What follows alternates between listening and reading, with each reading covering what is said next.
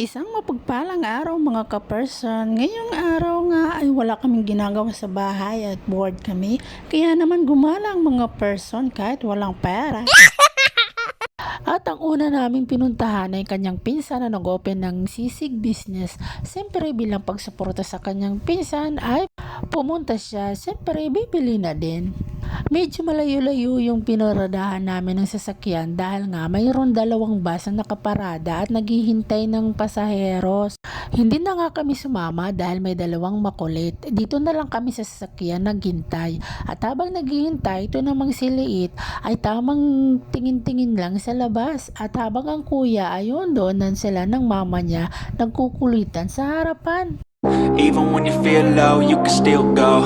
Even when you feel slow, you can still go. Even when there's no hope, you can still go. I never answer to no, man, I still go. Go, go, go, go, go, go, go, go, go, go. At nandito na nga ang ating hinihintay, kaya naman aalis na naman tayo at bibili tayo ng tinapay. At sa Brea pa kami bibili ng tinapay dahil may isang unit doon nang extend niya ay ginawa niyang bakery. At ang binabalik-balikan namin doon ay ang donut dahil nasarapan niyang aking kapatid ng donut. Habang pupunta nga kami sa Brea ay itong aming bunso ay panay tingin-tingin sa labas, tila ba namamangha sa kanyang nakikita sa labas. Kahit na nga tayong mga matatanda, pag nakakita ng mga magagandang lugar ay talaga naman napapatingin at napapahinto tayo, sabay kuha ng picture at video, sabay post sa FB, diba? At nandito na nga tayo sa Brea. So ayan, papunta na tayo doon sa unit. Medyo malayo-layo nga lang dahil nasa dulo pa yung unit na yun.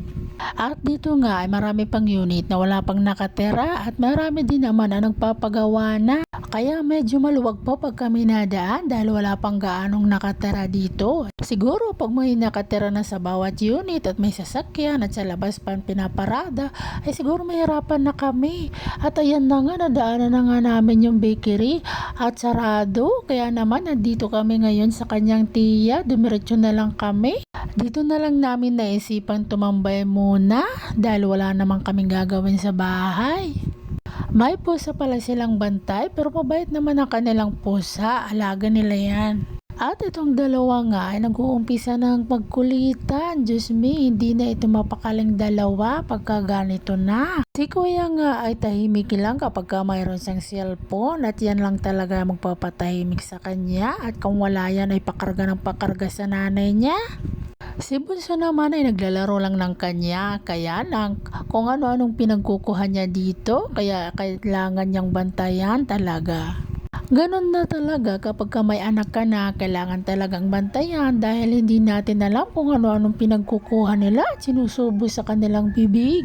Katulad na nga itong aming bunso, tuwing nagwawalis ako at nandyan siya ay sinusundan ako habang nagwawalis at kung may nakita siya ay agad isusubo sa kanyang bibig, kaya naman lagi ko siyang hawak-hawak kapag ako ay nagwawalis.